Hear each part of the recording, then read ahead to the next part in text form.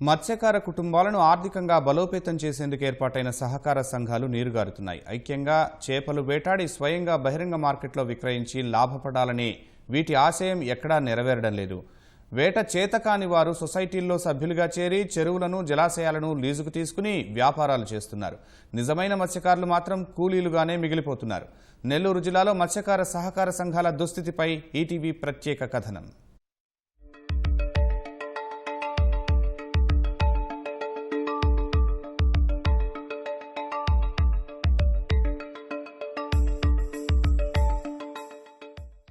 నెల్లూరు జిల్లాలో మత్స్యశాఖ పరిధిలో 419 చెరువులు, 7 జలాశయాలు ఉన్నాయి. వీటిపైనే 118 సొసైటీలు ఆధారపడి జీవనం సాగిస్తున్నాయి. నిజానికి ఈ చెరువులు, జలాశయాలన్నీ వ్యాపారుల కనుసన్నల్లోకి ఎప్పుడో వెళ్లిపోయాయి. చెరువుకు యజమానిగా ఉండాల్సిన మత్స్యకారులు మాత్రం కూలీలుగా మారారు.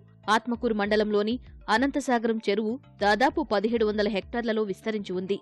దీనిపై మత్స్యకార సహకార సంఘానికి హక్కులు కల్పించారు. కానీ ఈ సొసైటీలో బినామీ సభ్యులే రాజ్యమేలుతున్నారు. ఇక సోమశిల జలాశయంలో కోట్ల విలువైన మత్స్య సంపద ఉంది.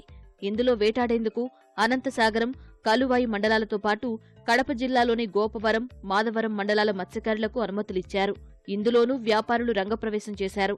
తమిళనాడు నుంచి కూలీలను తెప్పించి సొసైటీల్లో సభ్యులుగా చేర్పించారు. కనీసం వలలు వేయడం కూడా రాని వారికి వ్యాపారులే డబ్బులు చెల్లించి లైసెన్సులిప్పించారు.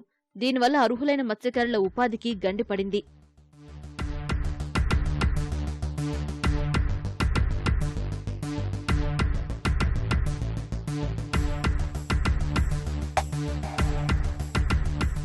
సొసైటీలు అంటే అందరూ కలిసి ఒక దిక్కడికి వ్యాపారం చేసుకుని ఆ డబ్బులు తీసుకొని తలా ఆ నంబర్ల వరకు తలా 10 రూపాయలు తీసుకొని జీవించాలని ఒక రూల్స్ ఇది. అట్ట కాకుండా మధ్యాహ్నంలో ఎవరు పార్టీ వాళ్ళు డబ్బులు కట్టి వాళ్ళు తినేసి వీళ్ళు 10 రూపాయలు కట్టడం, ఇంకొకటి వచ్చి వాడు తెలియకుండా వాడకి డబ్బులు కట్టకుండా తీసుకోపోవటం ఈ సొసైటీ బస్టుత్వం పట్టించేశారు. అసలు అదుపే లేకుండా పోయింది. అందుకని గవర్నమెంట్ దాని తగ్గట్టు ఏటా పెంచుతా వచ్చేసారు. ఇప్పుడు 7 లక్షల దాకా వచ్చారు. మాకు జీవనం లేదు. ఏడు చూడబోతే చేపలు లేవు. పొద్దులొస్తం పోయినా కానీ ఒక 100 రూపాయలు తెచ్చుకోలేకున్నారు.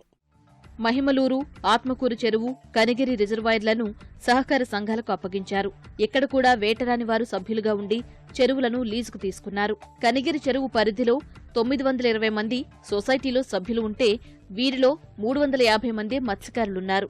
జలాశయాల్లో మత్స్య సంపదపై వచ్చే ఆదాయం మొత్తం బినామీలకే చేరుతోంది.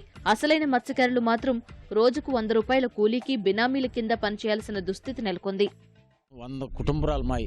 ఏమి భూమి పుట్ర ఏమీ లేదు మాకు. ఇదే జీవనాధార పిల్లకాయలు మొత్తం ఇదే ఆడ చేసుకుని ఆడవాళ్ళు మగవాళ్ళు నెమ్మలు కొంతమంది ఉండరు, కొంతమంది లేరు. డబ్బులు కడితేనే దాంట్లో దిగేది కూడా మళ్ళీ లేకపోతే ఆడ మనిషి దిగని మగ మనిషి దిగని వాళ్ళు వేసిన దామాస పక్కన డబ్బులు కట్టాలి. సొసైటీలో చేపలు పట్టడం లేదు. సొసైటీ ఉన్నాం, మాకేవి రాకపోయా, ఉపాయం లేకపోయా. అదే చేప జల్లా పెట్టుకుని బతకాల్సిందే మేము. అవి కూడా పడకుండా అయిపోయినాయి. మమ్మల్ని వచ్చి గట్టిగా డబ్బులు కట్టండి అంటారు. ఆ 100 రూపాయలలో పిల్లకాయలు అన్నానికి జరిగామా, పిల్లకాయలు చదివించుకునేవా, కట్టకపోతే దిగబుద్ది అంటలేదంట సార్ గవర్నమెంట్ వాళ్ళు వచ్చి మమ్మల్ని అడుగుతారు. మేము కట్టకపోతే దిగబాకండి అంటుండ్రు సార్. అసలు చేపలు పడకపోతుండే ప్రభుత్వ మార్కెట్ ఉంటేనే కదా సార్ మా బోటోళ్ళని బతికేది. డలార్లకు అమ్మేస్తుందంట సార్. నిబంధనల ప్రకారం మత్స్యకార సహకార సంఘాల్లో సభ్యత్వం రావాలంటే నైపుణ్య పరీక్ష నిర్వహించాలి. కానీ ఎక్కడ అధికారులు అలా చేయడం లేదు. కాసుల కక్కుర్తికి అలవాటు పడి సొసైటీలను వారే నీరుగారుస్తున్నారు.